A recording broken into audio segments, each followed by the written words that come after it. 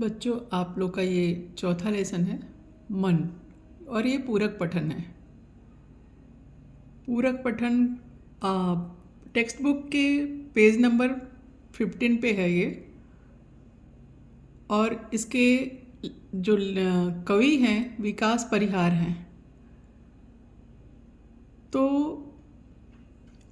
इस कविता के बारे में मैं आप लोग को बताना चाह रही हूँ, वो भी संक्षेप में। जितना छोटा बन सके उतना छोटा मैं बनाती हूँ कि आप लोग का अर्थ स्पष्ट हो जाए और अच्छे से आप लोग के दिमाग में बैठ जाए। बच्चों, ये कविता है घना अंधेरा चमकता प्रकाश और अधिक। इसको बताने से पहले ये बताना चाहती हूँ कि प्रस्तुत कविता मन जापान की लोकप्रिय विधा हाइकू पर आधारित है। यह विधा हिंदी साहित्य में स्वीकृति पा चुकी है। इस विधा को विश्व की सबसे छोटी कविता का स्थान प्राप्त है। इस कविता में कवि ने तीन तीन छोटी छोटी पंक्तियों में अलग अलग घटनाओं को सुंदर ढंग से पिरोया है। प्रस्तुत कविता की यह अपनी विशेषता है। और ये कौन सी विधा है इसकी? हाइकू। हाइकू विधा पे ये कविता आधारित है और ये एक जापानी कविता है, विधा है हाइकू, जिसमें छोटी छोटी कविताएं होती है। बस इतना समझ लो आप लोग, काफ़ी है। और उसके बाद मैं कविता का शाब्दिक अर्थ बता देती हूँ। घना अंधेरा चमकता प्रकाश और अधिक। कवि कह रहे हैं कि जब अंधेरा घना होता है तब प्रकाश और अधिक चमकता है। अर्थात प्रतिकूल परिस्थितियाँ घने अंधकार के रूप में हमें घेर लेती है, तब वहीं से एकाएक प्रकाश की किरणें फूट जाती है। कहने का तात्पर्य यह है कि घना अंधेरा, जब अंधेरा होता है तो उसके बाद क्या आता है? प्रकाश आता है। और अंधेरे के बाद जब प्रकाश कुछ अधिक ही चमकता है, अगर प्रकाश जैसे कि लाइट चली गई है और अचानक बिजली आ जाए तो कितना प्रकाश होता है, वैसे ही घना अंधेरा चमकता प्रकाश और अधिक। तो कवि ये बताए हैं कि प्रतिकूल परिस्थितियाँ घने अंधकार के रूप में हमें घेर लेती है, तब वहीं से एकाएक प्रकाश की किरणें फूट जाती है। सेकंड कविता है करते जाओ पाने की मत सोचो जीवन सारा। कवि कह रहे हैं कि पूरे जीवन में काम करते जाओ, फल की चिंता मत करो और कुछ पाने की इच्छा मत रखो।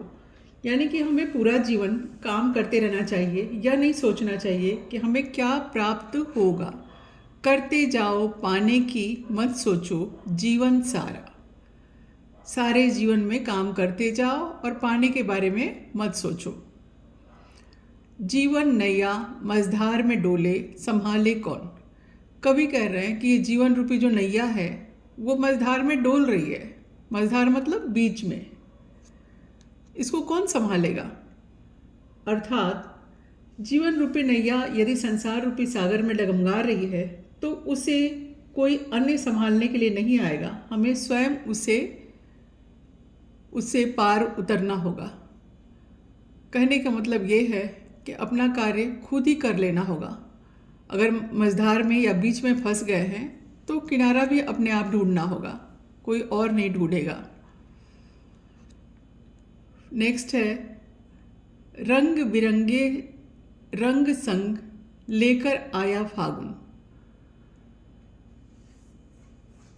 फागुन कब आता है? बसंत ऋतु में। अभी ये फरवरी मार्च का महीना है, वो फागुन का महीना होता है। उसमें वो बसंत ऋतु का महीना होता है, उसमें सारे फूल खिले हुए रहते हैं और चारों तरफ हरियाली छाई रहती है। तो कहते हैं कि रंग बिरंगे रंग संग लेकर आया फागुन।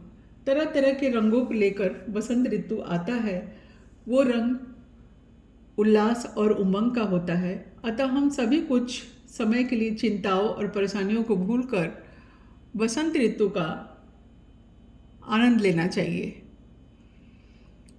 वसंत ऋतु खुशी का त्यौहार माना जाता है। फागुन जो होली है वो खुशी का त्यौहार होता है और अलग अलग रंग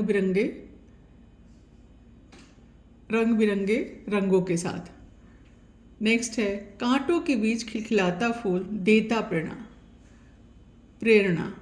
कवि कह रहे हैं कि जैसे गुलाब का फूल है तो उसमें चारों तरफ कांटे रहते हैं, लेकिन बीच में कांटों के बीच में वैसे ही खिलखिलाता रहता है फूल और हमें प्रेरणा देता है कि अगर खराब परिस्थिति भी है तो उसमें भी खुश रहना चाहिए और अपना घबराना नहीं चाहिए और अपना कार्य करना चाहिए। नेक्स्ट है भीतरी कुंठा आंखों के द्वार से आई बहार। कवि कह रहे हैं कि भीतरी कुंठा, अगर अंदर की कुछ दुख है तो आंखों के द्वार से वो बाहर आ जाती है, यानी कि आंसू। जब हम बहुत पीड़ा में होते हैं या कष्टों में होते हैं तो जो हमारे आंसू है वो आंखों के द्वारा बाहर आ जाती है। खारे जल से धुल गए विषाद मन पावन। विषाद मतलब दुख होता है, पीड़ा होता है। खारे जल मतलब नमक के जो पानी जैसा जल हो समुंदर का या सागर का, तो वो समझना चाहिए कि खारे जल से धुल गए विषाद, जो हमारे आंसू निकलते हैं उससे हमारे सारे मन की पीड़ा बाहर आ जाती है और मन मेरा पवित्र हो जाता है। पावन मीन्स पवित्र। मृत्यु को जीना जीवन विष पीना है जिजीविषा। कवि कहते हैं कि प्रत्येक मनुष्य के जीवन में अनेक परेशानियां आती हैं, चिंताएं हैं और हैं अप्रिय प्रसंग। तरह तरह की परेशानियां होती है। ऐसे में जीवन रूपी संग्राम में डटे रहना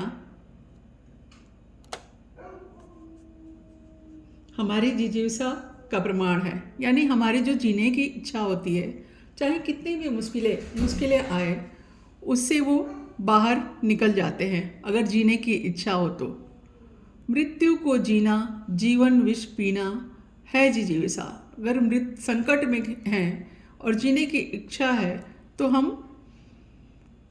जी उठते हैं।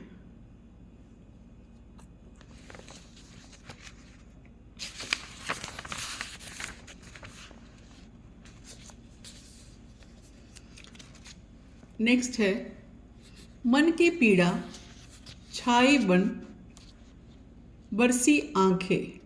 मन की पीड़ा छाई बन बादल बरसी आंखें।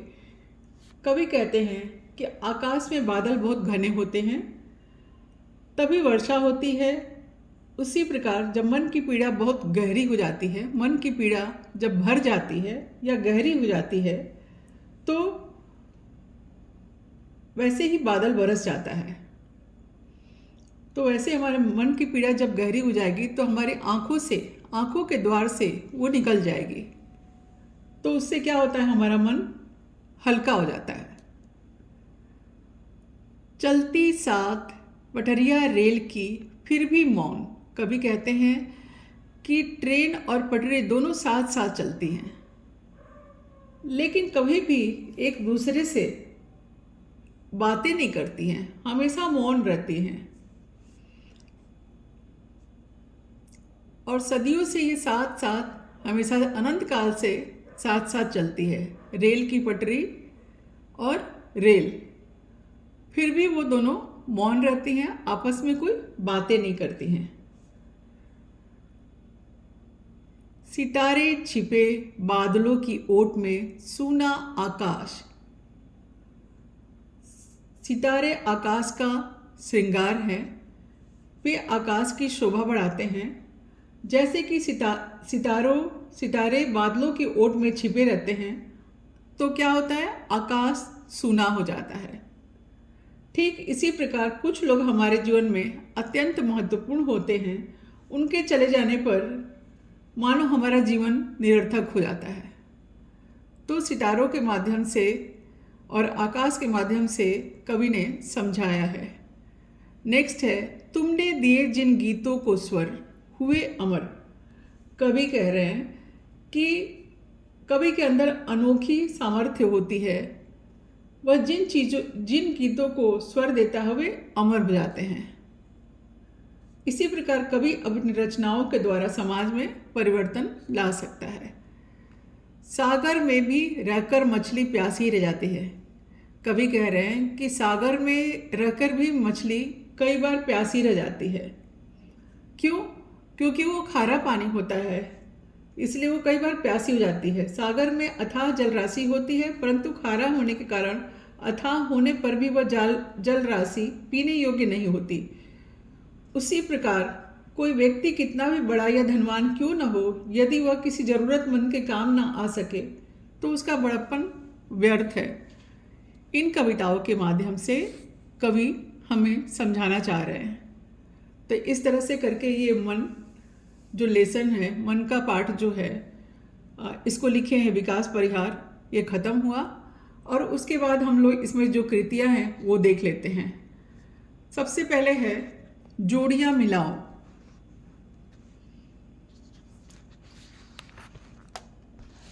जोड़ियाँ मिलाओ। मछली प्यासी, कविता में से ही करना है। तो मछली क्या रहती है? प्यासी रहती है। फिर गीतों का स्वर कैसा रहता है? अमर रहता है। फिर रेल की पटरियाँ कैसी होती हैं? मौन होती हैं। आकाश कैसा रहता है? सूना रहता है। कविता में लिखा हुआ है। इस तरीके से ये पहला प्रश्न पूरा हो गया। फिर नीचे दिया है परिणाम लिखिए। सितारों का छिपना, सूना आकाश। तुम्हारा गीतों को स्वर देना, अमर गीतों को अमर होना।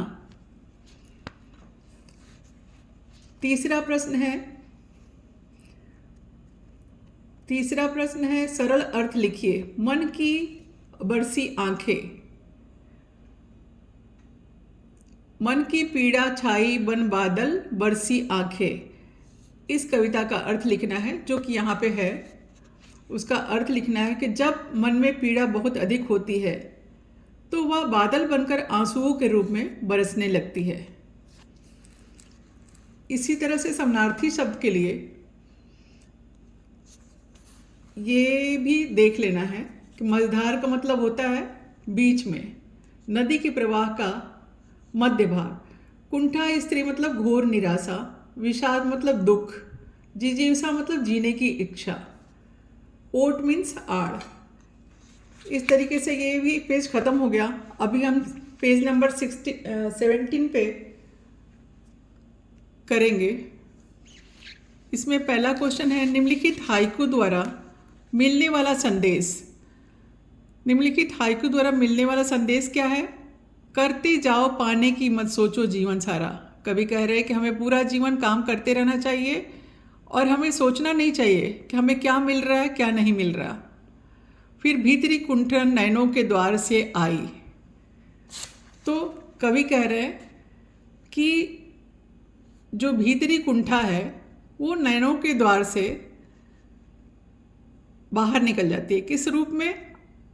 आंसू के रूप में बाहर आ जाती है। जो भी अंदर मन के अंदर पीड़ा चलती है वो आंखों के द्वारा बाहर चली आती है।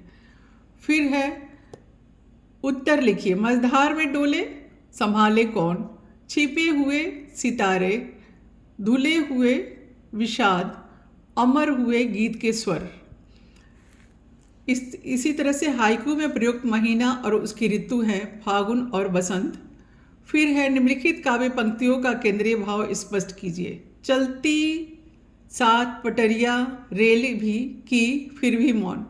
कि रेल की पटरियाँ अनंत काल से चल रही है परंतु वे सदा मौन रहती है, क्योंकि आपस में एक दूसरे से बात नहीं करती हैं। इसी तरह है कांटों के बीच खिलखिलाता फूल देता प्रेरणा। गुलाब का फूल कांटों के बीच में भी रहकर खिलखिलाता रहता है, वह हमें प्रेरणा देता है। दुख में भी घबराए नहीं, अपना काम करते रहें। फिर नीचे है कि उपयोजित लेखन। ये आपको पता ही होगा कि उपयोजित लेखन क्या है। तो इसमें दिया है वक्तृत्व प्रतियोगिता में प्रथम स्थान पाने के उपलक्ष्य में अपने मित्र, सहेली, ने आपको बधाई पत्र भेजा है उसे धन्यवाद देते हुए निम्न प्रारूप में पत्र लिखिए। तो सबसे पहले क्या है, दिनांक, डेट आज का डाल दें, फिर संबोधन करें प्रिय मित्र। नाम लिखने का मन हो तो नाम लिखिए, नहीं तो प्रिय मित्र लिख सकते हैं। नाम लिख दीजिए कुछ भी। अभिवादन, फिर नमस्ते या प्यार, फिर विषय विवेचन, विषय किस पे है, क्या था कि बधाई देना था। तो तुम्हारा पत्र अभी अभी मिला है, पता चला है कि अंतर विद्यालय वक्तृत्व प्रतियोगिता में तुम प्रथम स्थान प्राप्त किए हो, इसलिए तुमको बधाई पत्र, प्रतियोगिता में प्रथम स्थान पाने पर तुम्हारा बधाई पत्र मिला। पत्र पाकर बहुत अच्छा लगा। वास्तव में मेरी सफलता के पीछे तुम जैसे मित्रों का भी हाथ है। मैं अपने सभी मित्र और अपने कक्षा अध्यापक सर का भी दिल से आभारी हूँ। धन्यवाद। तुम्हारी मित्र अविनाश, पता वसई वेस्ट। ईमेल एड्रेस लिख देना है, फिर ये कंप्लीट हो गया। तो जो पूरक लेखन है, पूरक पाठ है, तो बहुत छोटा सा था और बहुत आसान भी था, तो आराम से कर सकते हो। अगर ये लेसन तुम्हें अच्छा लगा हो तो तुम सब्सक्राइब करो, लाइक करो, और अपनी जो भी चीज़ पढ़ना हो उसके बारे में लिखो, तो मैं तुम्हें वो पढ़ाऊँगी। ग्रामर हो या व्याकरण हो या लेसन हो या जो कुछ भी तुम्हें नहीं आता हो, तुम कमेंट में लिखना, मैं ज़रूर पढ़ाऊँगी और अच्छे से पढ़ाऊँगी तुम लोगों। तो इसलिए लाइक और सब्सक्राइब ज़रूर करना।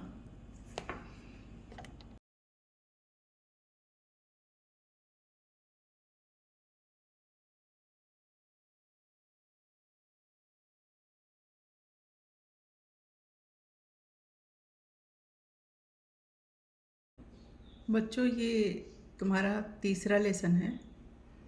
वाह रे हमदर्द। वाह रे हमदर्द मतलब इस शब्द से पता चलता है कि किसी पे व्यंग किया जा रहा है। वाह रे हमदर्द, बातों बातों में हम कहते हैं कि आ गए हमदर्दी जताने, तो वैसे ही ये है वाह रे हमदर्द। इसके लेखक हैं घनश्याम अग्रवाल। इन्होंने इस निबंध में, अपने निबंध में बहुत ही सुंदर तरीके से बताया है कि जब हम बीमार पड़ते हैं तो कैसे लोग आके हमदर्दी जताते हैं, और हमदर्दी तो जताते ही हैं, साथ में अपने अड़ोस पड़ोस के जो लोग होते हैं वो देखने के लिए चले आते हैं, साथ में बच्चे भी ले आते हैं। तो बच्चे आके, उनको तो बेचारों को पता नहीं रहता, बच्चों को आके उधम मचाते हैं, और कहीं जो मरीज होता है वो डरता रहता है कि कहीं हमें चोट ना लग जाए। कभी उसके, जैसे कि ये जो लेखक हैं उनके पैर पे कैसे चोट लग गई है, एक्सीडेंट हो गया है, तो उनका पैर बंधा हुआ है, तो उस पे लटका हुआ है, तो उस पे बच्चा अपना हाथ मार रहा है, कोई दवाई की शीशी तोड़ देता है। तरह तरह की बातें होती है जो कि लेखक ने बड़े अच्छे ढंग से प्रस्तुत किया है। प्रस्तुत हास्य व्यंग निबंध में लेखक ने दुर्घटना के माध्यम से विनोद को बड़े ही रोचक ढंग से व्यक्त किया है।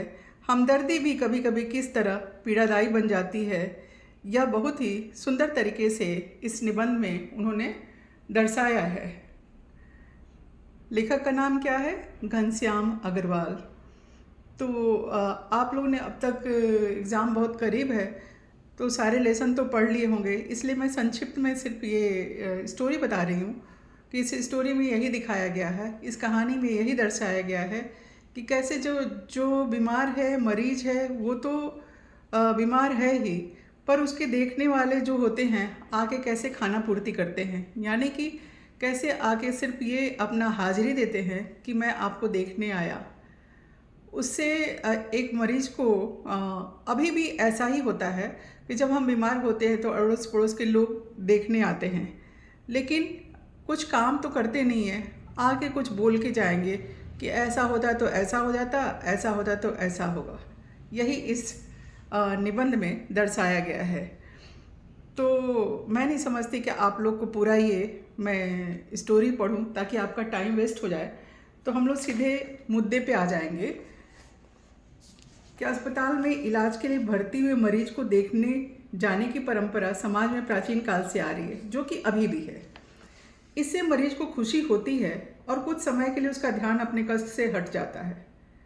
ठीक है, देखने आना चाहिए, समय बनाया हुआ है कि 4 बजे आप मिलने आ सकते हैं, उस समय देखने आना चाहिए, क्योंकि बाकी टाइम पे मरीज सो सके और अपने कष्ट से थोड़ा दूर हो सके। पर कुछ मिलने वाले ऐसे होते हैं जो मरीज के लिए परेशानी का कारण बन जाते हैं।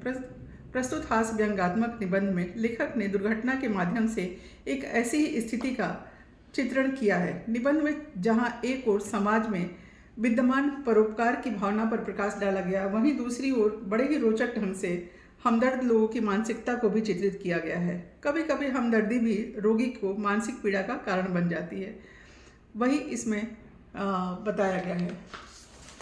बच्चों, आप लोग कम से कम 2 बार इसको पढ़ जाना, क्योंकि जो छोटे छोटे आंसर लिखने रहते हैं, कृति करनी रहती है, तो सारे इसी में से आते हैं।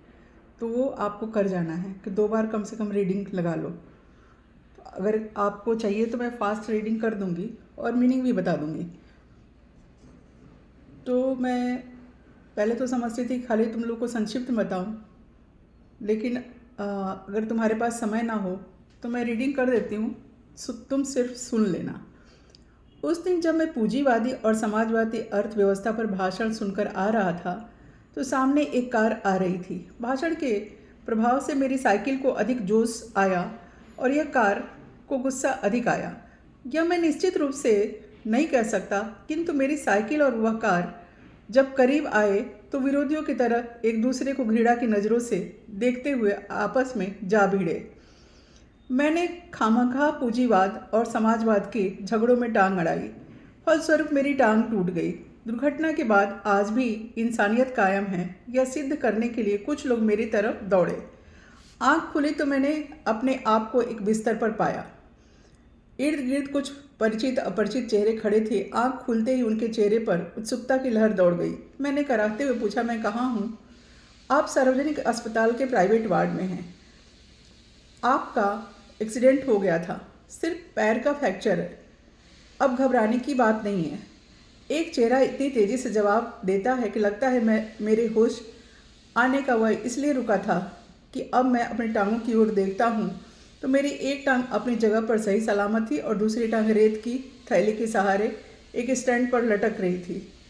मेरे दिमाग में एक नए मुहावरे का जन्म हुआ, टांग का टूटना। टांग का टूटना मीन्स क्या होता है? टांग का टूटना, जब टांग टूट जाएगा तो चलेंगे कैसे? तो यानी सार्वजनिक अस्पताल में कुछ दिन रहना। सार्वजनिक अस्पताल का ख्याल आते ही मैं कांप उठा। अस्पताल वैसे ही खतरनाक शब्द होता है, फिर यदि उसके साथ सार्वजनिक शब्द चिपका हो तो सब समझो आत्मा से परमात्मा के मिलन होने का समय आ गया। अब मुझे यूँ लगा कि मेरी टांग टूटना मात्र एक घटना है और सार्वजनिक अस्पताल में भर्ती होना दुर्घटना। टांग से ज़्यादा फिक्र मुझे उन लोगों की हुई जो हमदर्दी जताने मुझसे मिलने आएंगे। ये मिलने जुलने वाले कई बार इतने अधिक आते हैं और कभी कभी इतना परेशान करते हैं कि मरीज का आराम हराम हो जाता है। जिसकी मरीज की खास ज़रूरत होती है, जनरल वार्ड का तो एक नियम होता है कि आप मरीज को एक निश्चित समय पर आकर ही तकलीफ दे सकते हैं, किंतु प्राइवेट वार्ड पर यह एक खुला निमंत्रण होता है। हे मेरे परिचितों, रिश्तेदारों, हे मेरे परिचितों, रिश्तेदारों, मित्रों, आओ, जब जी चाहे आओ, चाहे जितनी देर रुको, समय का कोई बंधन नहीं है। अपने सारे बदले लेने का यही वक्त है। बदले का बदला और हमदर्दी की हमदर्दी। मिलने वालों का ख्याल आते ही मुझे लगता मेरी दूसरी टांग भी टूट गई।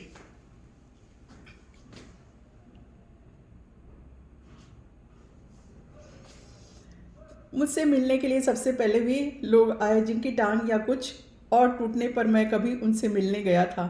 मानो वे इसी दिन का इंतज़ार कर रहे थे, कब मेरी टांग टूटे और कब वे अपना एहसान चुकाए। इनकी हमदर्दी में यह बात खास छिपी रहती है कि देख बेटा, वक्त सब पर आता है। अलग अलग लोगों की अलग अलग मानसिकता होती है कि वो मुझे देखने आया तो मुझे देखने जाना चाहिए, पर भावना ऐसी नहीं होनी चाहिए। भावना कैसी होनी चाहिए कि अगर किसी पे दुख पड़े तो तुरंत मदद करो। तो इंसान की भावना ऐसी होनी चाहिए। दर्द के मारे एक मरीज को वैसे ही नींद नहीं आती, यदि थोड़ा बहुत आ भी जाए तो मिलने वाले जगा देते हैं, खासकर वे लोग जो सिर्फ औपचारिकता निभाने आते हैं। इन्हें मरीज से हमदर्दी नहीं होती, ये सिर्फ सूरत दिखाने आते हैं। ऐसे में एक दिन मैंने तय किया कि आज कोई भी आए मैं आंख नहीं खोलूँगा, चुपचाप पड़ा रहूँगा। ऑफिस के बड़े बाबू आए और मुझे सोया जानकर वापस जाने के बजाय वे सोचने लगे कि यदि मैं उन्हें नहीं देखा तो कैसे पता चलेगा कि मिलने आए थे। अतः उन्होंने मुझे धीरे धीरे हिलाना शुरू किया। फिर भी अब आंखें नहीं खुली तो उन्होंने मेरी टांग के टूटे हिस्से को जोर से दबाया। मैंने दर्द के मारे कुछ चीखते हुए जब आंख खोली तो मुस्कुराते हुए बोले, कहिए अब दर्द कैसा है। मोहल्ले वाले अपनी फुर्सत से आते हैं और उस दिन जब सोनाबाई अपने 4 बच्चों के साथ आई तो मुझे लगा कि आज फिर कोई दुर्घटना होगी।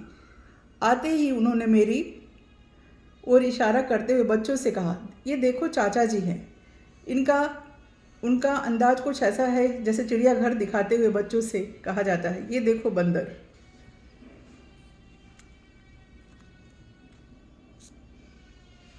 बच्चे खेलने लगे। एक कुर्सी पर चढ़ा तो दूसरा मेज पर सोनाबाई की छोटी लड़की दवा की शीशी लेकर कथकली डांस करने लगी।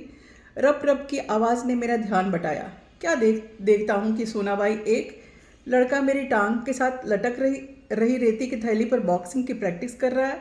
तो मैं इसके पहले कि उसे मना करता, सोनाबाई की लड़की ने दवा की शीशी पटक दी।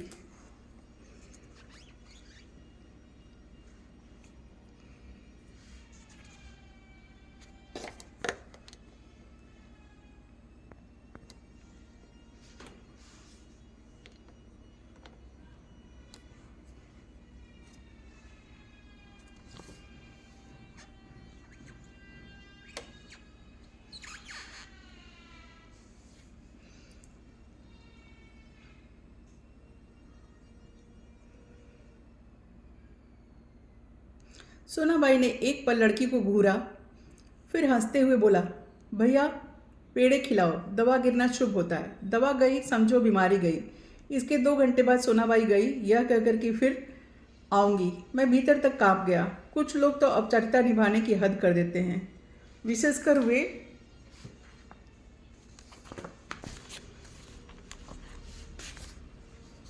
रिश्तेदार जो दूसरे गांव से मिलने आते हैं। ऐसे में एक दिन एक टैक्सी कमरे के सामने आकर रुकी। उसमें से निकलकर एक आदमी आते ही मेरी छाती पर सिर रखकर औंधा मुंह पड़ गया, रोने लगा और कहने लगा, हाँ हाय, तुम्हें क्या हो गया? कार वालों का सत्यानाश हो। मैंने दिल में कहा कि मुझे जो कुछ हुआ है, पर तू क्यों रोता है? तुझे क्या हुआ? वह थोड़ी देर मेरी छाती में मुंह गड़ाए रोता रहा। फिर रोना कुछ कम हुआ। उसने मेरी छाती से गर्दन हटाई और जब मुझसे आंख मिलाई तो एकदम चुप हो गया। फिर धीरे से हंसते हुए बोला, माफ़ करना, मैं गलत कमरे में आ गया था।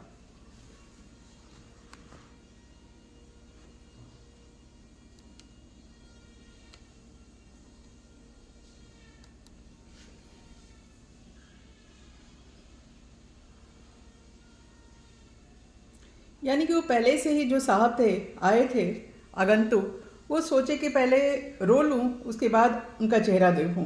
पहले से रोने के लिए तैयारी करके आए थे। आजकल लोग ठीक से बताते तो नहीं। गुप्ता जी का कमरा शायद बगल में है। हे हंसते हुए चला गया। अच्छा भाई माफ़ करना, कहकर वह चला गया। अब वही रोने की आवाज़ मुझे पड़ोस के कमरे से सुनाई पड़ी। मुझे उस आदमी से अधिक गुस्सा अपनी पत्नी पर आया, क्योंकि इस प्रकार रोता देख पत्नी ने उसे मेरा रिश्तेदार या करीबी मित्र समझकर टैक्सी वालों को पैसे दे दिए थे।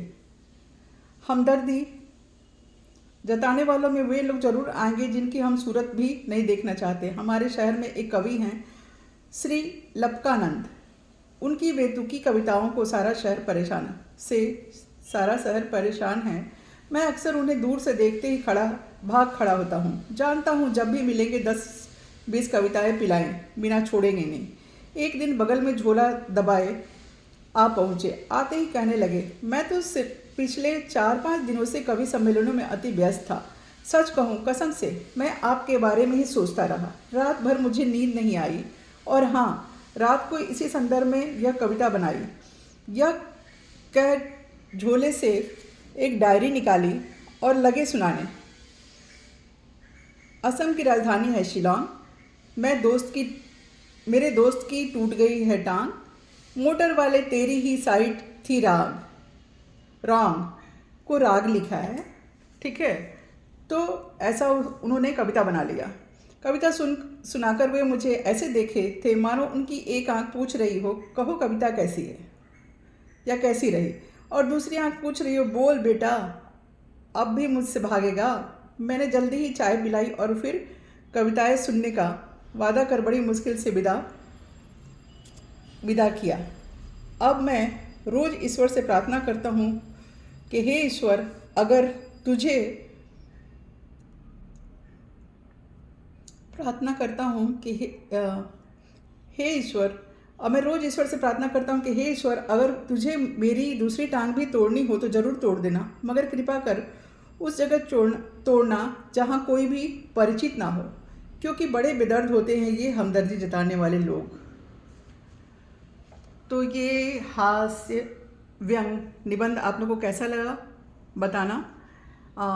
अगर ध्यान से पढ़ोगे तो हंसी भी आएगी, जैसे मुझे आ गई। तो एग्ज़ाम में 10th के एग्ज़ाम में हर एक लेसन को अच्छे से पढ़ना चाहिए और अच्छे से सारा जो भी इसमें दिया हुआ है वो करना चाहिए, क्योंकि जो एग्ज़ाम में आता है यहीं से आता है और कहीं दूसरी जगह से नहीं आता। आपके बुक में जो भी क्वेश्चन आंसर दिए रहते हैं सिर्फ उसी में से आता है, बाहर से कुछ भी नहीं आता। जैसे कि ये अगर समानार्थी शब्द है तो फिक्र का मतलब क्या होगा, चिंता। हमदर्दी का मतलब क्या होगा, सहानुभूति। एहसान का मतलब कृतज्ञता। औधा का मतलब उल्टा। मुहावरे हैं टांग अड़ाना। टांग अड़ाना मीन्स बांधा डालना। कांप उठना मीन्स भयभीत होना। तो ये मुहावरे हैं दो, और ये समानार्थी शब्द समझ लो, इसको लर्न कर लेना। उसके बाद आता है कृति आती है, जो कि तुम्हारे बुक से ही रहती है कि मरीज से मिलने के लिए आने वाले लोगों की विशेषताएं।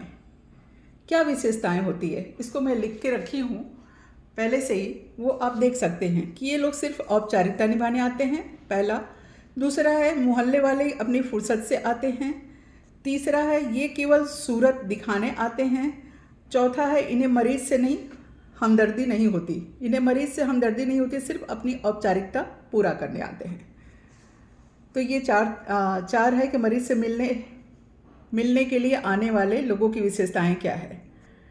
ठीक है, तो अंतर स्पष्ट कीजिए कि प्राइवेट अस्पताल में क्या होता है और सार्वजनिक अस्पताल में क्या होता है। प्राइवेट में क्या होता है कि उसमें एक लोग रहेंगे, जनरल वार्ड या प्राइवेट वार्ड।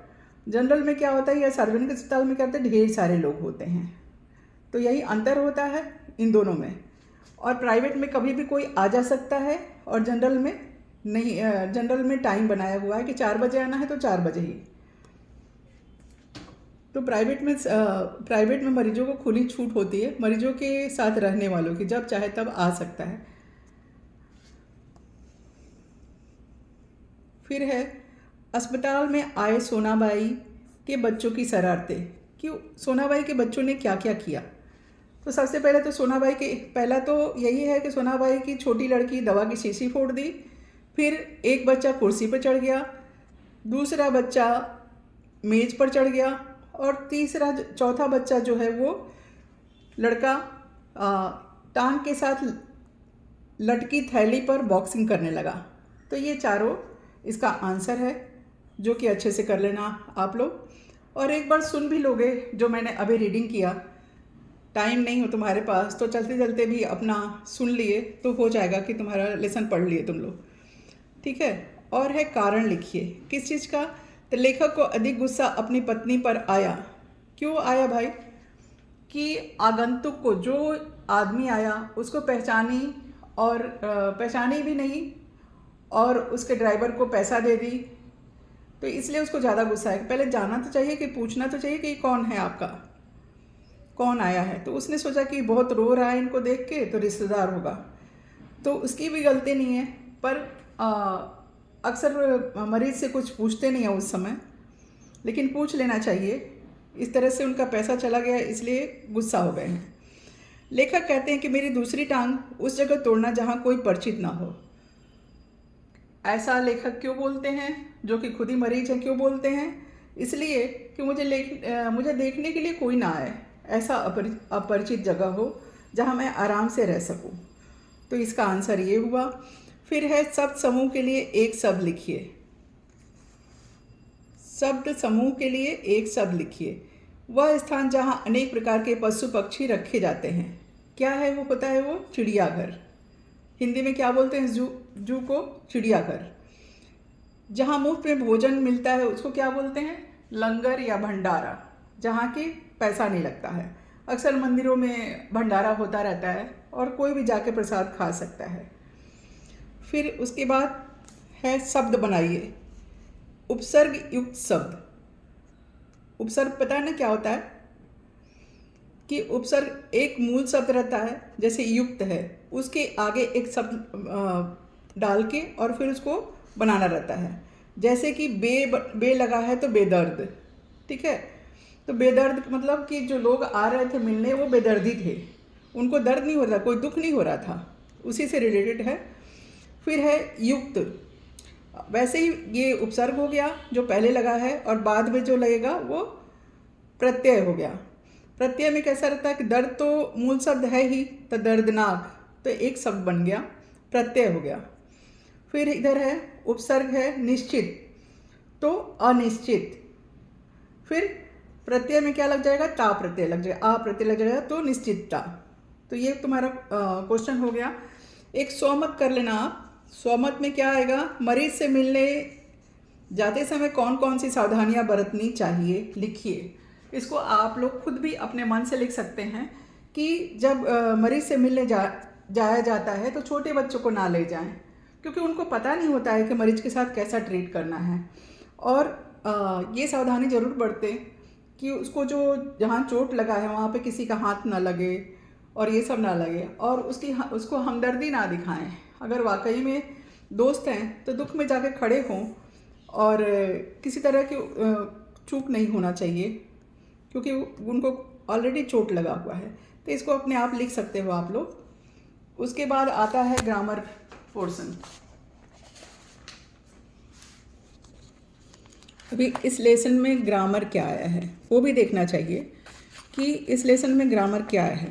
पहला दिया है निम्नलिखित वाक्यों में भाषा बिंदु। ये तो ज़रूर करना चाहिए, क्योंकि 2 मार्क्स का क्वेश्चन होता है, वो तो आएगा ही और बुक में से ही आता है। निम्नलिखित वाक्यों में आए हुए संज्ञा शब्दों को रेखांकित करके उनके भेद लिखिए। संज्ञा क्या है आपको पता है ना? इतने साल हो गए आपको पढ़ते हुए कि संज्ञा, सर्वनाम, विशेषण, क्रिया। तो संज्ञा क्या है? संज्ञा की डेफिनेशन आपको पता होगा। और ये किस में आता है? तो हमारा ये जो ऊपर दिया गया है, क्या दिया गया है कि रेखांकित शब्द करके उनके भेद लिखिए। तो सोनाबाई क्या हो गई? संज्ञा है ना, लेकिन संज्ञा है, लेकिन उसके संज्ञा के कितने भेद होते हैं मालूम है ना? तो ये क्या हो गया सोनाबाई? व्यक्तिवाचक। अपने 4 बच्चों के साथ आई है। 4 बच्चों मतलब बच्चे क्या हो गए? जातिवाचक। जातिवाचक क्यों हो गए? क्योंकि ये बच्चे जो हैं वो एक बच्चों के ग्रुप को संबोधित करते हैं, इसलिए जातिवाचक हो गए। जातिवाचक में क्या होता है कि जो संज्ञा शब्द किसी प्राणी, स्थान या वस्तु की पूरी जाति का बोध कराता हो उसे जातिवाचक संज्ञा कहते हैं। इसी तरह से है व्यक्तिवाचक। व्यक्तिवाचक में क्या होता है कि किसी विशेष प्राणी, स्थान या वस्तु के नाम को क्या कहते हैं? व्यक्तिवाचक संज्ञा। जैसे लक्ष्मी, दिल्ली, मुंबई, उमा। तो इस तरीके से ये दोनों चीज़ लर्न होगा तो अपने आप राइट हो जाएगा। फिर गाय बहुत दूध देती है। गाय क्या हो गई? गाय एक जाति हो गई। सारे गाय के समूह को, सारे गायों को संबोधित कर रही है, इसलिए जातिवाचक हो गई। दूध क्या है? द्रव्यवाचक। गाय बहुत दूध देती है। फिर मैं रोज ईश्वर से प्रार्थना करता हूँ। ईश्वर क्या हो गए? वो भी एक जातिवाचक हो गए। भगवान क्या हो गए? सारे भगवान को संबोधित कर रहे हैं, मतलब ईश्वर, तो वो जातिवाचक हो गया। प्रार्थना क्या हो गया? भाववाचक। सुख और दुख क्या होता है? भाववाचक में आता है, तो वो प्रार्थना भी भाववाचक हो गया। सैनिकों की टुकड़ी आगे बढ़ी है। नेक्स्ट है फोर्थ, सैनिकों की टुकड़ी आगे बढ़ी है। सैनिक क्या हो गए? वो भी जातिवाचक हो गया। टुकड़ी क्या हो गया? समूहवाचक। जैसे सेना है, भीड़ है, अंगूर का गुच्छा है, ये सब क्या हो गया? समूह हो गया, तो ये समूहवाचक है। ठीक है, अब आगे बढ़ते हैं। सोना चांदी और भी महंगे होते जा रहे हैं। तो सोना चांदी क्या है? द्रव्यवाचक है। गोवा देख देख मैं तरंगायित हो उठा।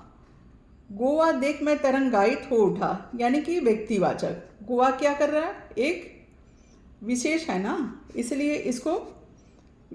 इसको हम लोग व्यक्तिवाचक बोल रहे हैं। युवकों का दल बचाव कार्य में लगा था। युवक भी जातिवाचक, यानी कि सारे युवक टीनेजर हैं जो यंग एज में हैं, सारे उसको युवक बोलते हैं, तो सारे युवकों को संबोधित कर रहा है। और फिर ये जो दल है वो क्या है? समूहवाचक, किसी ग्रुप का है, इसलिए इसको समूहवाचक बोल रहे हैं। तो युवकों का दल बचाव कार्य में लगा था। तो दो चीज़ ये लिख देना है आपको। आपने एट है। एट क्या है? आपने विदेश में भ्रमण तो कर लिया है। विदेश क्या हो गया? जातिवाचक। भ्रमण क्या हो गया? भ्रमण करना, भाववाचक।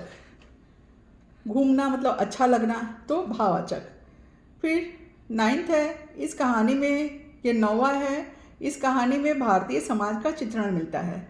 तो कहानी क्या हो गया? जातिवाचक, क्योंकि वो सारे समूह को, सारे कहानियों का राजा समझ लो, एक तरह से समझा रही हूँ मैं इसको, राजा समझ लो कि सारे राजाओं को संबोधित कर रहे हैं। कहानी वैसे ही है कि एक कहानी है, वो सारे कहानियों को संबोधित कर रहे हैं, तो जातिवाचक हो गया। भाववाचक में क्या होता है कि कुछ चीज़ें देख के अगर खुशी मिलती है, अच्छा लगता है, तो उसको भाववाचक में लेते हैं। सागर का जल खारा होता है। सागर क्या है? जातिवाचक। सागर एक थोड़ी है, बहुत सारे रहते हैं ना, लेकिन वो सागर, सारी जो नदी होती है वो सागर में ही मिलता है। तो कहते हैं कि सागर का पानी हर जगह एक ही सागर से निकल के चारों तरफ घूमता रहता है, तो वो जातिवाचक हुआ। फिर खारा जल, जल जो है क्या हुआ? द्रव्यवाचक। तो इस तरीके से जातिवाचक और व्यक्तिवाचक को आप लोग समझ लिए तो ये कंप्लीट हो जाएगा। और चाहिए तो ये भी देख लीजिए, मैंने लिख के रखा है, ठीक है, यहाँ पे लिख के रखा है, आप अपना लिख सकते हो।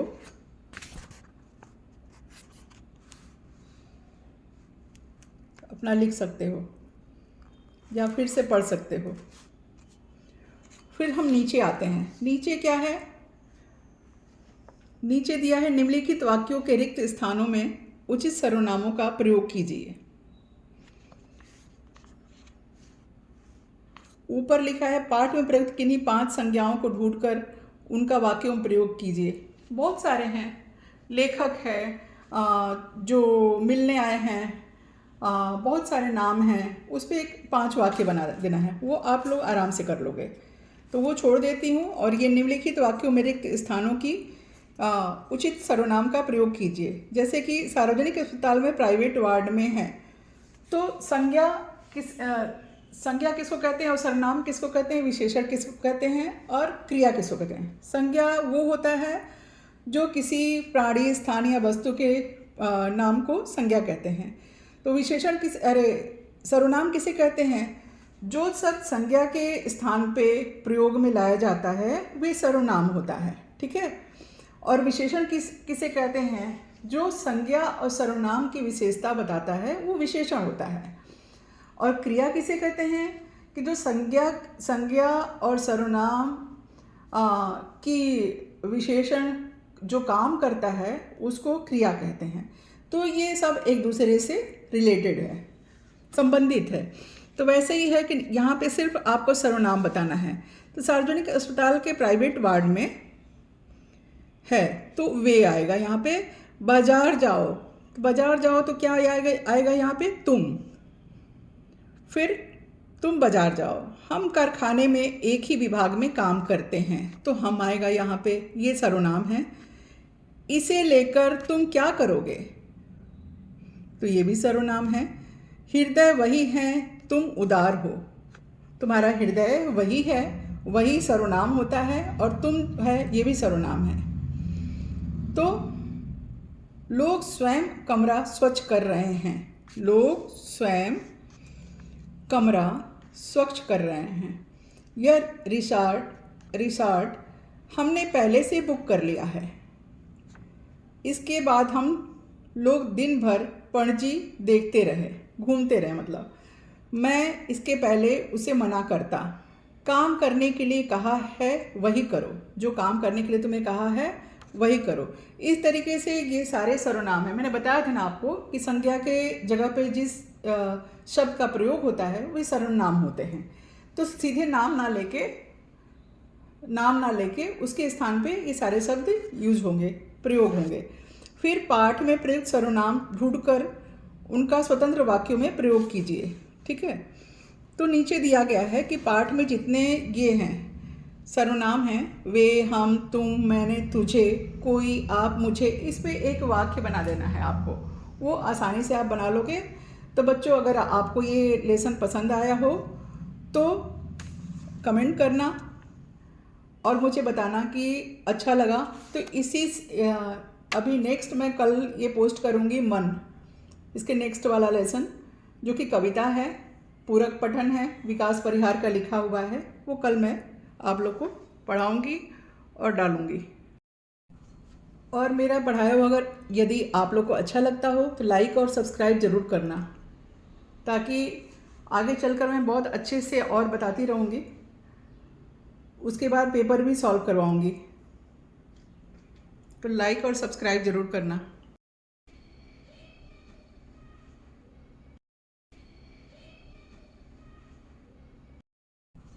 और मेरा पढ़ाया हुआ अगर यदि आप लोग को अच्छा लगता हो तो लाइक और सब्सक्राइब ज़रूर करना, ताकि आगे चलकर मैं बहुत अच्छे से और बताती रहूँगी। उसके बाद पेपर भी सॉल्व करवाऊँगी। तो लाइक और सब्सक्राइब ज़रूर करना।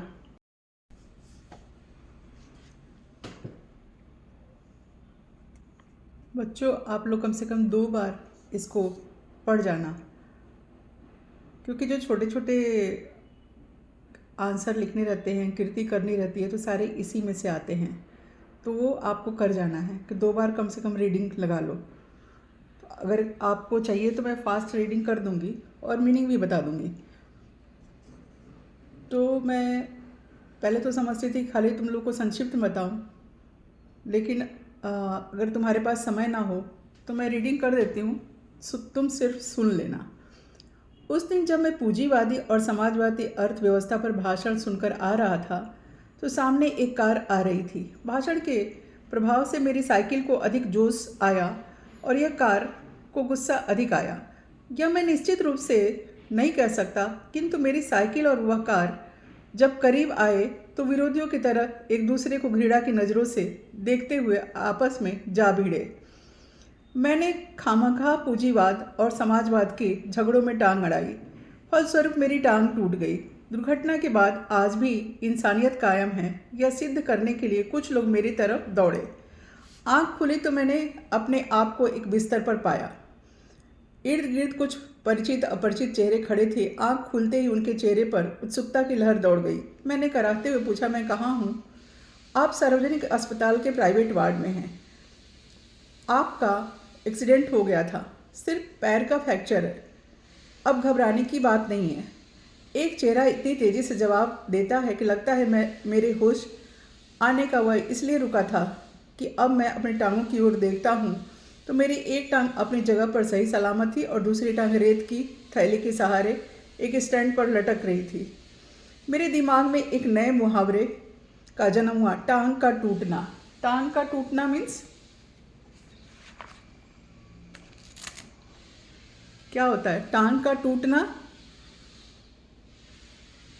जब टांग टूट जाएगा तो चलेंगे कैसे? तो यानी सार्वजनिक अस्पताल में कुछ दिन रहना। सार्वजनिक अस्पताल का ख्याल आते ही मैं कांप उठा। अस्पताल वैसे ही खतरनाक शब्द होता है, फिर यदि उसके साथ सार्वजनिक शब्द चिपका हो तो सब समझो आत्मा से परमात्मा के मिलन होने का समय आ गया। अब मुझे यूँ लगा कि मेरी टांग टूटना मात्र एक घटना है और सार्वजनिक अस्पताल में भर्ती होना दुर्घटना। टांग से ज़्यादा फिक्र मुझे उन लोगों की हुई जो हमदर्दी जताने मुझसे मिलने आएंगे। ये मिलने जुलने वाले कई बार इतने अधिक आते हैं और कभी कभी इतना परेशान करते हैं कि मरीज का आराम हराम हो जाता है। जिसकी मरीज की खास ज़रूरत होती है, जनरल वार्ड का तो एक नियम होता है कि आप मरीज को एक निश्चित समय पर आकर ही तकलीफ दे सकते हैं, किंतु प्राइवेट वार्ड पर यह एक खुला निमंत्रण होता है। हे मेरे परिचितों, रिश्तेदारों, हे मेरे परिचितों, रिश्तेदारों, मित्रों, आओ, जब जी चाहे आओ, चाहे जितनी देर रुको, समय का कोई बंधन नहीं है। अपने सारे बदले लेने का यही वक्त है। बदले का बदला और हमदर्दी की हमदर्दी। मिलने वालों का ख्याल आते ही मुझे लगता मेरी दूसरी टांग भी टूट गई।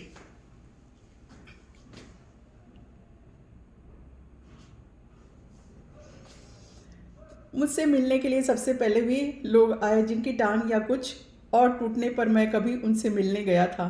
मानो वे इसी दिन का इंतज़ार कर रहे थे, कब मेरी टांग टूटे और कब वे अपना एहसान चुकाए। इनकी हमदर्दी में यह बात खास छिपी रहती है कि देख बेटा, वक्त सब पर आता है। अलग अलग लोगों की अलग अलग मानसिकता होती है कि वो मुझे देखने आया तो मुझे देखने जाना चाहिए, पर भावना ऐसी नहीं होनी चाहिए। भावना कैसी होनी चाहिए कि अगर किसी पे दुख पड़े तो तुरंत मदद करो। तो इंसान की भावना ऐसी होनी चाहिए। दर्द के मारे एक मरीज को वैसे ही नींद नहीं आती, यदि थोड़ा बहुत आ भी जाए तो मिलने वाले जगा देते हैं, खासकर वे लोग जो सिर्फ औपचारिकता निभाने आते हैं। इन्हें मरीज से हमदर्दी नहीं होती, ये सिर्फ सूरत दिखाने आते हैं। ऐसे में एक दिन मैंने तय किया कि आज कोई भी आए मैं आंख नहीं खोलूँगा, चुपचाप पड़ा रहूँगा। ऑफिस के बड़े बाबू आए और मुझे सोया जानकर वापस जाने के बजाय वे सोचने लगे कि यदि मैं उन्हें नहीं देखा तो कैसे पता चलेगा कि मिलने आए थे। अतः उन्होंने मुझे धीरे धीरे हिलाना शुरू किया। फिर भी अब आंखें नहीं खुली तो उन्होंने मेरी टांग के टूटे हिस्से को जोर से दबाया। मैंने दर्द के मारे कुछ चीखते हुए जब आंख खोली तो मुस्कुराते हुए बोले, कहिए अब दर्द कैसा है? मोहल्ले वाले अपनी फुर्सत से आते हैं और उस दिन जब सोनाबाई अपने 4 बच्चों के साथ आई तो मुझे लगा कि आज फिर कोई दुर्घटना होगी। आते ही उन्होंने मेरी ओर इशारा करते हुए बच्चों से कहा, ये देखो चाचा जी हैं। उनका अंदाज कुछ ऐसा है जैसे चिड़ियाघर दिखाते हुए बच्चों से कहा जाता है, ये देखो बंदर।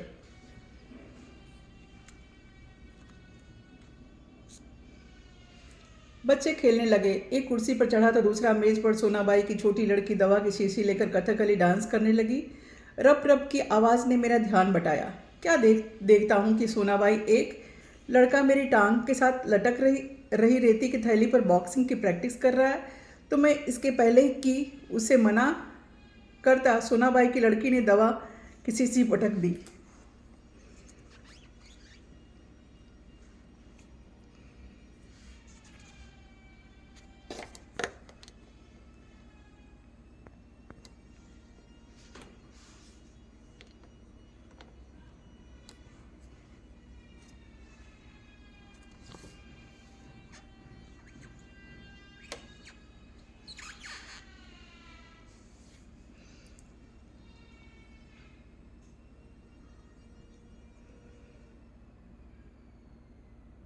सोनाबाई ने एक पल लड़की को घूरा फिर हंसते हुए बोला, भैया पेड़े खिलाओ, दवा गिरना शुभ होता है। दवा गई, समझो बीमारी गई।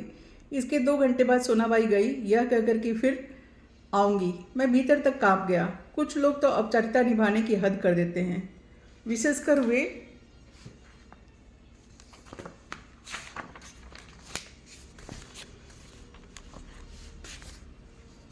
रिश्तेदार जो दूसरे गांव से मिलने आते हैं।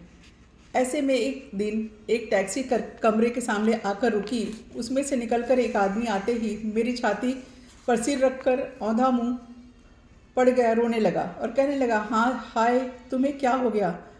कार वालों का सत्यानाश हो। मैंने दिल में कहा कि मुझे जो कुछ हुआ है, पर तू क्यों रोता है? तुझे क्या हुआ? वह थोड़ी देर मेरी छाती में मुंह गड़ाए रोता रहा। फिर रोना कुछ कम हुआ। उसने मेरी छाती से गर्दन हटाई और जब मुझसे आंख मिलाई तो एकदम चुप हो गया। फिर धीरे से हंसते हुए बोला, माफ़ करना, मैं गलत कमरे में आ गया था।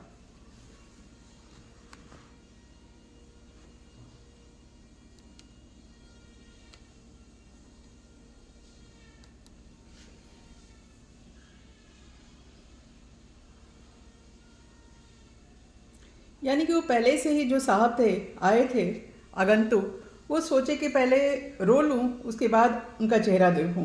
पहले से रोने के लिए तैयारी करके आए थे। आजकल लोग ठीक से बताते तो नहीं। गुप्ता जी का कमरा शायद बगल में है। हे हंसते हुए चला गया। अच्छा भाई माफ़ करना, कहकर वह चला गया। अब वही रोने की आवाज़ मुझे पड़ोस के कमरे से सुनाई पड़ी। मुझे उस आदमी से अधिक गुस्सा अपनी पत्नी पर आया, क्योंकि इस प्रकार रोता देख पत्नी ने उसे मेरा रिश्तेदार या करीबी मित्र समझकर टैक्सी वालों को पैसे दे दिए थे। हमदर्दी जताने वालों में वे लोग जरूर आएंगे जिनकी हम सूरत भी नहीं देखना चाहते। हमारे शहर में एक कवि हैं, श्री लपकानंद। उनकी बेतुकी कविताओं को सारा शहर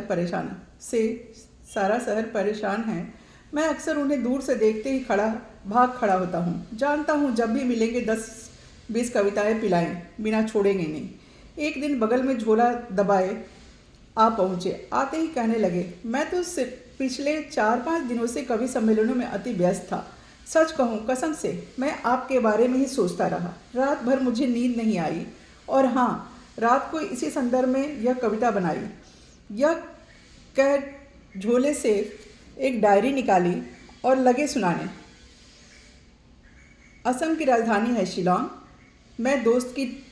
मेरे दोस्त की टूट गई है टांग। मोटर वाले तेरी ही साइड थी रॉन्ग को राग लिखा है। ठीक है, तो ऐसा उन्होंने कविता बना लिया। कविता सुनाकर वे मुझे ऐसे देखे थे मानो उनकी एक आंख पूछ रही हो, कहो कविता कैसी है या कैसी रही, और दूसरी आंख पूछ रही हो, बोल बेटा अब भी मुझसे भागेगा। मैंने जल्दी ही चाय पिलाई और फिर कविताएं सुनने का वादा कर बड़ी मुश्किल से विदा किया। अब मैं रोज़ ईश्वर से प्रार्थना करता हूँ कि हे ईश्वर, अगर तुझे प्रार्थना करता हूँ कि हे ईश्वर, अब मैं रोज़ ईश्वर से प्रार्थना करता हूँ कि हे ईश्वर, अगर तुझे मेरी दूसरी टांग भी तोड़नी हो तो ज़रूर तोड़ देना, मगर कृपा कर उस जगह तोड़ना जहाँ कोई भी परिचित ना हो, क्योंकि बड़े बेदर्द होते हैं ये हमदर्दी जताने वाले लोग। तो ये हास्य व्यंग निबंध आप लोगों को कैसा लगा बताना। अगर ध्यान से पढ़ोगे तो हंसी भी आएगी, जैसे मुझे आ गई।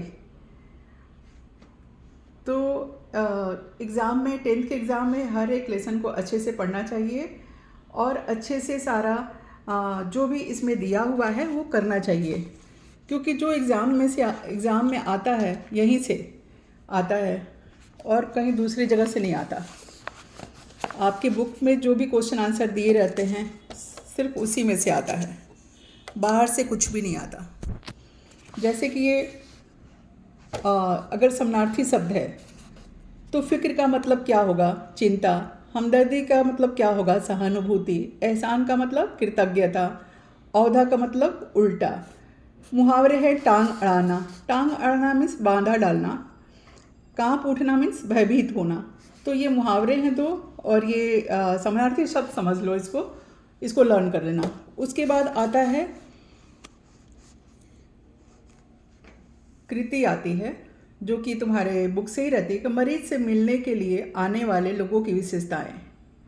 क्या विशेषताएं होती है, इसको मैं लिख के रखी हूँ पहले से ही, वो आप देख सकते हैं कि ये लोग सिर्फ औपचारिकता निभाने आते हैं, पहला। दूसरा है मोहल्ले वाले अपनी फुर्सत से आते हैं। तीसरा है ये केवल सूरत दिखाने आते हैं। चौथा है इन्हें मरीज से नहीं हमदर्दी नहीं होती, इन्हें मरीज से हमदर्दी नहीं होती, सिर्फ अपनी औपचारिकता पूरा करने आते हैं।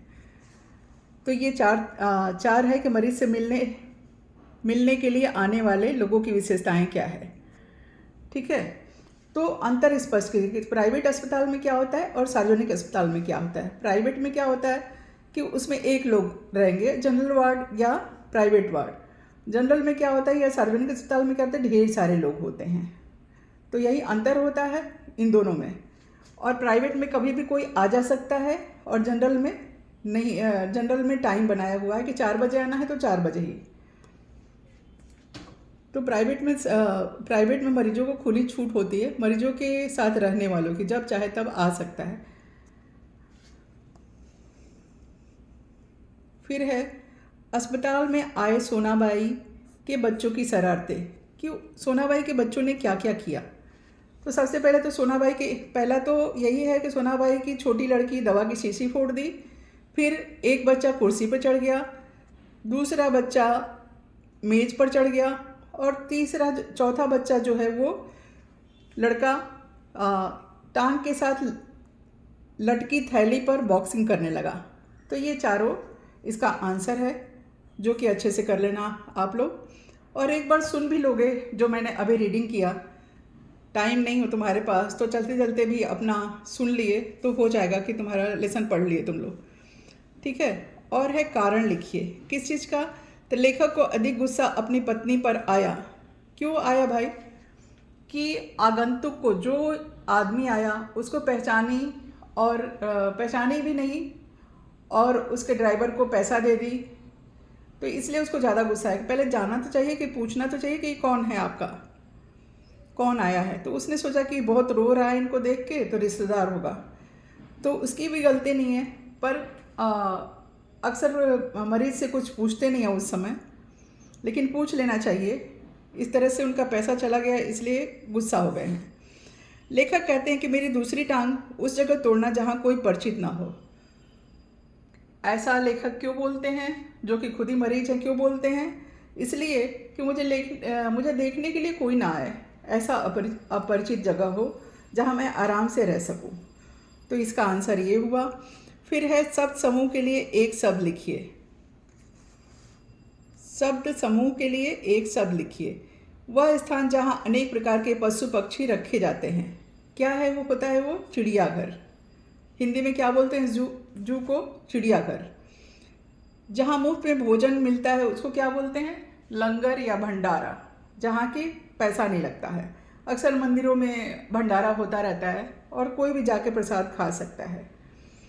फिर उसके बाद है शब्द बनाइए। उपसर्ग युक्त शब्द। उपसर्ग पता है ना क्या होता है? कि उपसर्ग एक मूल शब्द रहता है, जैसे युक्त है, उसके आगे एक शब्द डाल के और फिर उसको बनाना रहता है। जैसे कि बे लगा है तो बेदर्द। ठीक है, तो बेदर्द मतलब कि जो लोग आ रहे थे मिलने वो बेदर्दी थे, उनको दर्द नहीं हो रहा, कोई दुख नहीं हो रहा था, उसी से रिलेटेड है। फिर है युक्त। वैसे ही ये उपसर्ग हो गया जो पहले लगा है, और बाद में जो लगेगा वो प्रत्यय हो गया। प्रत्यय में कैसा रहता है कि दर्द तो मूल शब्द है ही, तो दर्दनाक, तो एक शब्द बन गया, प्रत्यय हो गया। फिर इधर है उपसर्ग है निश्चित, तो अनिश्चित। फिर प्रत्यय में क्या लग जाएगा? ता प्रत्यय लग जाएगा, आ प्रत्यय लग जाएगा, तो निश्चितता। तो ये तुम्हारा क्वेश्चन हो गया। एक स्वमत कर लेना आप। स्वमत में क्या आएगा? मरीज से मिलने जाते समय कौन कौन सी सावधानियां बरतनी चाहिए, लिखिए। इसको आप लोग खुद भी अपने मन से लिख सकते हैं कि जब मरीज से मिलने जाया जाता है तो छोटे बच्चों को ना ले जाएं, क्योंकि उनको पता नहीं होता है कि मरीज के साथ कैसा ट्रीट करना है। और ये सावधानी ज़रूर बरतें कि उसको जो जहाँ चोट लगा है वहाँ पे किसी का हाथ ना लगे और ये सब ना लगे, और उसको हमदर्दी ना दिखाएं। अगर वाकई में दोस्त हैं तो दुख में जाके खड़े हों, और किसी तरह की चूक नहीं होना चाहिए, क्योंकि उनको ऑलरेडी चोट लगा हुआ है। तो इसको अपने आप लिख सकते हो आप लोग। उसके बाद आता है ग्रामर पोर्शन। अभी इस लेसन में ग्रामर क्या आया है वो भी देखना चाहिए कि इस लेसन में ग्रामर क्या आया है। पहला दिया है निम्नलिखित वाक्यों में भाषा बिंदु। ये तो ज़रूर करना चाहिए, क्योंकि 2 मार्क्स का क्वेश्चन होता है, वो तो आएगा ही और बुक में से ही आता है। निम्नलिखित वाक्यों में आए हुए संज्ञा शब्दों को रेखांकित करके उनके भेद लिखिए। संज्ञा क्या है आपको पता है ना, इतने साल हो गए आपको पढ़ते हुए कि संज्ञा सर्वनाम विशेषण क्रिया। तो संज्ञा क्या है, संज्ञा की डेफिनेशन आपको पता होगा। और ये किस में आता है, तो हमारा ये जो ऊपर दिया गया है, क्या दिया गया है कि रेखांकित शब्द करके उनके भेद लिखिए। तो सोनाबाई क्या हो गई, संज्ञा है ना, लेकिन संज्ञा है, लेकिन उसके संज्ञा के कितने भेद होते हैं वो मालूम है ना। तो ये क्या हो गया सोनाबाई, व्यक्तिवाचक। अपने 4 बच्चों के साथ आई है। 4 बच्चों मतलब बच्चे क्या हो गए, जातिवाचक। जातिवाचक क्यों हो गए, क्योंकि ये बच्चे जो हैं वो एक बच्चों के ग्रुप को संबोधित करते हैं, इसलिए जातिवाचक हो गए। जातिवाचक में क्या होता है कि जो संज्ञा शब्द किसी प्राणी, स्थान या वस्तु की पूरी जाति का बोध कराता हो उसे जातिवाचक संज्ञा कहते हैं। इसी तरह से है व्यक्तिवाचक। व्यक्तिवाचक में क्या होता है कि किसी विशेष प्राणी, स्थान या वस्तु के नाम को क्या कहते हैं, व्यक्तिवाचक संज्ञा। जैसे लक्ष्मी, दिल्ली, मुंबई, उमा। तो इस तरीके से ये दोनों चीज़ लर्न होगा तो अपने आप राइट हो जाएगा। फिर गाय बहुत दूध देती है। गाय क्या हो गई, गाय एक जाति हो गई। सारे गाय के समूह को, सारे गायों को संबोधित कर रही है, इसलिए जातिवाचक हो गई। दूध क्या है, द्रव्यवाचक। गाय बहुत दूध देती है। फिर मैं रोज ईश्वर से प्रार्थना करता हूँ। ईश्वर क्या हो गए, वो भी एक जातिवाचक हो गए। भगवान क्या हो गए, सारे भगवान को संबोधित कर रहे हैं, मतलब ईश्वर, तो वो जातिवाचक हो गया। प्रार्थना क्या हो गया, भाववाचक। सुख और दुख क्या होता है, भाववाचक में आता है, तो वो प्रार्थना भी भाववाचक हो गया। सैनिकों की टुकड़ी आगे बढ़ी है। नेक्स्ट है 4th, सैनिकों की टुकड़ी आगे बढ़ी है। सैनिक क्या हो गए, वो भी जातिवाचक हो गया। टुकड़ी क्या हो गया, समूहवाचक। जैसे सेना है, भीड़ है, अंगूर का गुच्छा है, ये सब क्या हो गया, समूह हो गया, तो ये समूहवाचक है। ठीक है, अब आगे बढ़ते हैं। सोना चांदी और भी महंगे होते जा रहे हैं। तो सोना चांदी क्या है, द्रव्यवाचक है। गोवा देख देख मैं तरंगायित हो उठा। गोवा देख मैं तरंगायित हो उठा, यानी कि व्यक्तिवाचक। गोवा क्या कर रहा है, एक विशेष है ना, इसलिए इसको हम लोग व्यक्तिवाचक बोल रहे हैं। युवकों का दल बचाव कार्य में लगा था। युवक भी जातिवाचक, यानी कि सारे युवक टीनेजर हैं जो यंग एज में हैं, सारे उसको युवक बोलते हैं। तो सारे युवकों को संबोधित कर रहा है। और फिर ये जो दल है वो क्या है, समूहवाचक, किसी ग्रुप का है, इसलिए इसको समूहवाचक बोल रहे हैं। तो युवकों का दल बचाव कार्य में लगा था। तो 2 चीज़ ये लिख देना है आपको। आपने 8 है, 8 क्या है, आपने विदेश में भ्रमण तो कर लिया है। विदेश क्या हो गया, जातिवाचक। भ्रमण क्या हो गया, भ्रमण करना, भाववाचक। घूमना मतलब अच्छा लगना, तो भाववाचक। फिर 9th है, इस कहानी में, ये 9वां है, इस कहानी में भारतीय समाज का चित्रण मिलता है। तो कहानी क्या हो गया, जातिवाचक, क्योंकि वो सारे समूह को, सारे कहानियों का राजा समझ लो, एक तरह से समझा रही हूँ मैं इसको, राजा समझ लो कि सारे राजाओं को संबोधित कर रहे हैं। कहानी वैसे ही है कि एक कहानी है, वो सारे कहानियों को संबोधित कर रहे हैं, तो जातिवाचक हो गया। भाववाचक में क्या होता है कि कुछ चीज़ें देख के अगर खुशी मिलती है, अच्छा लगता है, तो उसको भाववाचक में लेते हैं। सागर का जल खारा होता है। सागर क्या है, जातिवाचक।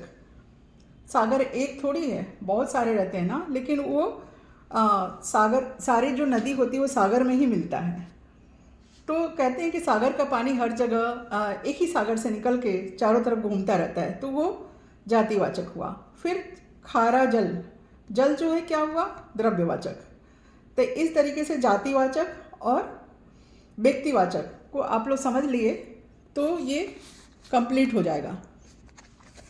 और चाहिए तो ये भी देख लीजिए, मैंने लिख के रखा है, ठीक है, यहाँ पे लिख के रखा है, आप अपना लिख सकते हो।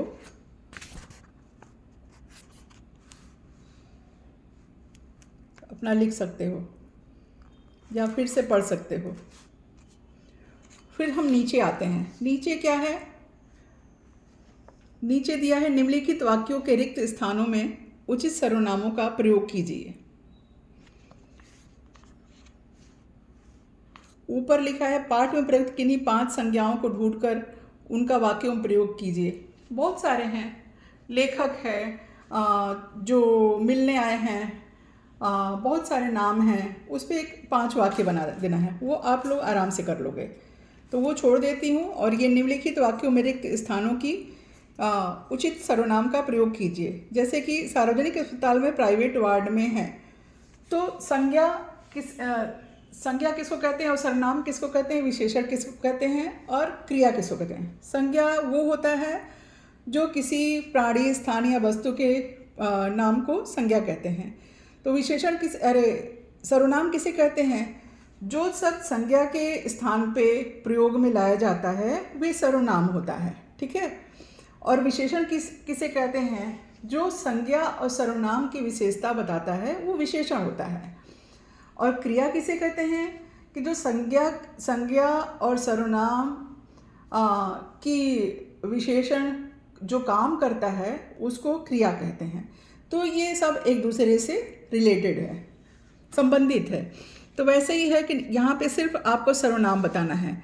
तो सार्वजनिक अस्पताल के प्राइवेट वार्ड में है तो वे आएगा यहाँ पे। बाजार जाओ, तो बाजार जाओ तो क्या आएगा यहाँ पे, तुम। फिर तुम बाजार जाओ। हम कारखाने में एक ही विभाग में काम करते हैं, तो हम आएगा यहाँ पे, ये सर्वनाम है। इसे लेकर तुम क्या करोगे, तो ये भी सर्वनाम है। हृदय वही है, तुम उदार हो, तुम्हारा हृदय वही है, वही सर्वनाम होता है। और तुम है, ये भी सर्वनाम है। तो लोग स्वयं कमरा स्वच्छ कर रहे हैं, लोग स्वयं कमरा स्वच्छ कर रहे हैं। यह रिसॉर्ट हमने पहले से बुक कर लिया है। इसके बाद हम लोग दिन भर पणजी देखते रहे, घूमते रहे। मतलब मैं इसके पहले उसे मना करता, काम करने के लिए कहा है वही करो, जो काम करने के लिए तुम्हें कहा है वही करो। इस तरीके से ये सारे सर्वनाम हैं। मैंने बताया था ना आपको कि संज्ञा के जगह पे जिस शब्द का प्रयोग होता है वही सर्वनाम होते हैं। तो सीधे नाम ना लेके उसके स्थान पे ये सारे शब्द यूज होंगे, प्रयोग होंगे। फिर पाठ में प्रयुक्त सर्वनाम ढूंढकर उनका स्वतंत्र वाक्यों में प्रयोग कीजिए, ठीक है। तो नीचे दिया गया है कि पाठ में जितने ये हैं सर्वनाम हैं, वे, हम, तुम, मैंने, तुझे, कोई, आप, मुझे, इस पे एक वाक्य बना देना है आपको। वो आसानी से आप बना लोगे। तो बच्चों, अगर आपको ये लेसन पसंद आया हो तो कमेंट करना और मुझे बताना कि अच्छा लगा। तो अभी नेक्स्ट मैं कल ये पोस्ट करूँगी मन, इसके नेक्स्ट वाला लेसन जो कि कविता है, पूरक पठन है, विकास परिहार का लिखा हुआ है, वो कल मैं आप लोग को पढ़ाऊँगी और डालूँगी।